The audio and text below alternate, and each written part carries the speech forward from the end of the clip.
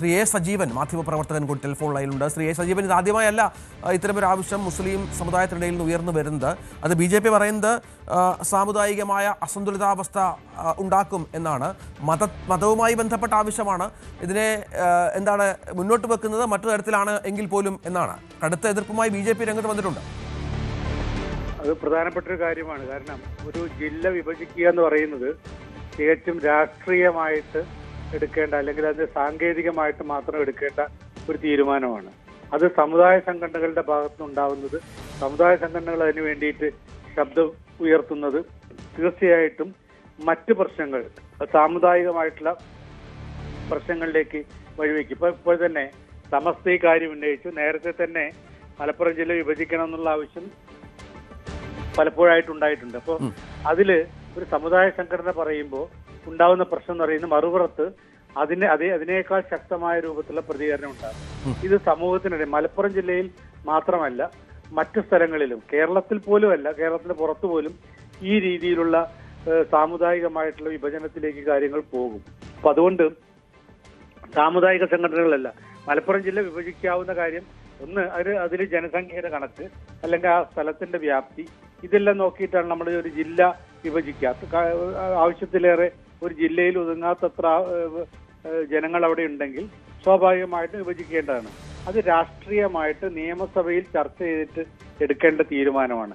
അതിന് പകരം സാമുദായിക സംഘടനകൾ ആ ആവശ്യം, അവർക്കൊക്കെ ആവശ്യമൊക്കെ ഉണ്ടാവാം, പക്ഷെ അത് സമുദായത്തിന്റെ പേരിൽ വരുമ്പോൾ സ്വാഭാവികമായിട്ട് നമുക്ക് ഇപ്പോൾ തന്നെ അറിയാവുന്ന പോലെ ഈ മലപ്പുറം ജില്ലയുടെ അത് തീരുമാനമെടുത്തത് EMS സർക്കാരിന്റെ കാലത്താണ്. പക്ഷേ അതിപ്പോ ഒരു പറഞ്ഞു വരുന്ന രീതി എന്ന് പറയുന്നത് എതിരാളികളാണെങ്കിലും അനുകൂലിക്കുന്നവർ ഞങ്ങളുടെ ജില്ല എന്നോ അല്ലെങ്കിൽ നിങ്ങളുടെ ജില്ല എന്നുള്ള രീതിയിലേക്ക് ഒരു തരംതിരിവ് അവിടെ ഉണ്ടാക്കിയിട്ട് മലപ്പുറത്തിനെ ഒരു പ്രത്യേക രീതിയിൽ ഒരു സമുദായത്തിൻ്റെത് ആക്കി മാറ്റുന്ന രൂപത്തിലേക്ക് രണ്ട് വിഭാഗവും, ഞാൻ ഒരു വിഭാഗത്തെ അല്ല പറയുന്നത്. അപ്പൊ അത് തീർച്ചയായിട്ടും ജനങ്ങൾക്കിടയിൽ ഉണ്ടാക്കുന്ന പ്രശ്നമുണ്ട്. അപ്പൊ അത് സത്യത്തിൽ അവിടെയുള്ള ജനങ്ങൾക്ക് അത്തരത്തിലുള്ള പ്രശ്നങ്ങളെല്ലാം അവിടെ എല്ലാ വിഭാഗം ജനങ്ങളും, ഭൂരിപക്ഷം മുസ്ലിങ്ങൾക്കാണെങ്കിൽ പോലും എല്ലാ വിഭാഗം ജനങ്ങളും വളരെ ഒരുമയോടുകൂടി ജീവിച്ചു പോകുന്ന സ്ഥലമാണ്. ആ ജില്ല വിഭജിക്കണമെങ്കിൽ അതിൽ ജനസംഖ്യ എത്ര കൂടുതലുണ്ട്, അല്ലെങ്കിൽ അവിടെയുള്ള വ്യാപ്തി, സ്ഥലത്തിന്റെ വ്യാപ്തി കൂടുതലുണ്ട്, അത് ഒരു പ്രത്യേക ഭരണകൂടത്തിന്, ജില്ലാ ഭരണകൂടത്തിന് ഭരിക്കാൻ പറ്റുന്ന രൂപത്തിലല്ല എന്നൊക്കെ ഉണ്ടെങ്കിൽ അതിന് രാഷ്ട്രീയ തീരുമാനമാണ്, നിയമസഭ ആണ് തീരുമാനിക്കേണ്ടത്. തീർച്ചയായും അതാണ് സജീവനാണ് ഈ വിഷയത്തിൽ പ്രതികരിച്ചത്. CK ഷാക്കീർ കൂടിയുണ്ട്, മുസ്ലിം ലീഗ് നേതാവ്. ഷാക്കീർ, ഇപ്പോൾ സമസ്ത മുന്നോട്ട് വെച്ചിരിക്കുന്ന ഒരു ആവശ്യമാണ് നമ്മൾ ചർച്ച ചെയ്യുന്നത്. അതിൽ ലീഗിന്റെ നിലപാട് വളരെ പ്രധാനമാണല്ലോ. ഒപ്പം ഇത് സാമുദായികമായ ഒരു അസന്തുലിതാവസ്ഥ സൃഷ്ടിക്കും എന്നുള്ള BJPയുടെ വാദം കൂടിയുണ്ട്. ഇത് ഇത്തരം കാര്യങ്ങൾ അഭിപ്രായം പറയേണ്ടത് മതസംഘടനകളല്ല, ഭരണപരമായി തീരുമാനമെടുക്കേണ്ട വിഷയമാണ് എന്ന അഭിപ്രായവും രൂപപ്പെട്ടു വരുന്നുണ്ട്. എന്താണ് താങ്കളുടെ നിലപാട്? അല്ല, ഇതില് സമസ്ത മാത്രമല്ലല്ലോ ഈ ആവശ്യവുമായി മുന്നോട്ട് വന്നിട്ടുള്ളത്. ജനാധിപത്യ രാജ്യത്ത് സർക്കാരുകളോട് സ്വാഭാവികമായും ജനങ്ങൾക്കും സംഘടനകൾക്കും ഇത്തരം ആവശ്യങ്ങൾ ഉന്നയിക്കാവുന്നതാണ്. ഇവിടെ ഞാൻ മുസ്ലിം ലീഗ് പാർട്ടി ഇക്കാര്യത്തിൽ ഏതെങ്കിലും തരത്തിലുള്ള ചർച്ചയോ തീരുമാനങ്ങളിലേക്കോ പോയതായി അറിവില്ല. ഞാൻ യൂത്ത് ലീഗിന്റെ ഭാരവാഹി നിലക്ക് പറയുകയാണ്. പക്ഷെ ഇവിടെ ഈ കഴിഞ്ഞ ദിവസം ഈ കാന്തപുരം AP അബൂക്കർ മുസ്ലിയാർ നടത്തിയ ജാഥയിൽ നിങ്ങൾക്ക് ഓർമ്മയുണ്ടാകും, അതിലും പിണറായി വിജയൻ ഉൾപ്പെടെയുള്ള ആളുകൾ പങ്കെടുത്തതാണ്. അദ്ദേഹമായിരുന്നു അതിന്റെ ഉദ്ഘാടകൻ. ആ ജാഥയിലും അതിന്റെ നേതാവ് ഖലീൽ ബുഖാരി തങ്ങള് ഈ കേരളത്തിലെ ജില്ലകളുമായി ബന്ധപ്പെട്ട കാര്യങ്ങൾ, ആവശ്യങ്ങൾ ഉന്നയിച്ചിട്ടുണ്ട്.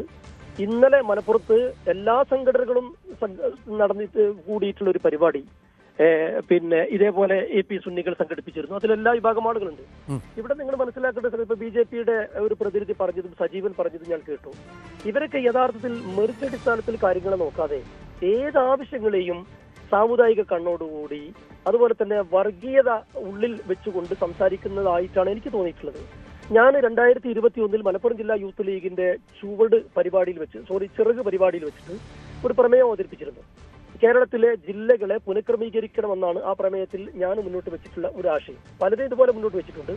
എന്റെ ഒരു ബോധ്യം എന്നുള്ളത് ഞാൻ പറയാൻ ഉദ്ദേശിക്കുന്നത്, ഇപ്പൊ ഇന്ത്യയിലെ സംസ്ഥാനങ്ങളിൽ ഒരുപാട് പുതിയ തരത്തിലുള്ള സംസ്ഥാനങ്ങൾ രൂപീകരിക്കപ്പെട്ടു. അതുപോലെ തന്നെ നമ്മൾ ഡാറ്റ എടുത്താൽ കേരളത്തിൽ 3.5 കോടി ജനങ്ങളാണ് ഇപ്പോൾ പുതിയ കണക്കനുസരിച്ച് നമുക്ക് മനസ്സിലാവുന്നത്. ഈ 3.5 കോടി ജനങ്ങളിൽ അതിന് സമാനമായ ഈ 8 സംസ്ഥാനങ്ങൾ ഇന്ത്യയിലുണ്ട്. നേരത്തെ സംസാരിച്ച BJPയുടെ സുഹൃത്തും അതുപോലെ തന്നെ സജീവനും മറ്റ് നമ്മൾ ഈ ചർച്ച വിവാദമാക്കാൻ ആഗ്രഹിക്കുന്ന ദുഷ്ടചിന്താഗതിക്കാരൊക്കെ മനസ്സിലാക്കാൻ വേണ്ടി ഒരു ഡാറ്റ ഞാനിവിടെ പറയുകയാണ്. ഈ ചർച്ച അങ്ങനെ ഒരു ഉപകാരപ്പെടട്ടെ. ഒറീസയിൽ 4.5 കോടി ജനങ്ങളുണ്ട്, 30 ജില്ലകളാണ് അവിടെയുള്ളത്. തെലങ്കാനയിൽ 3.5 കോടി ജനങ്ങളുണ്ട്, 30 ജില്ലയുണ്ട്.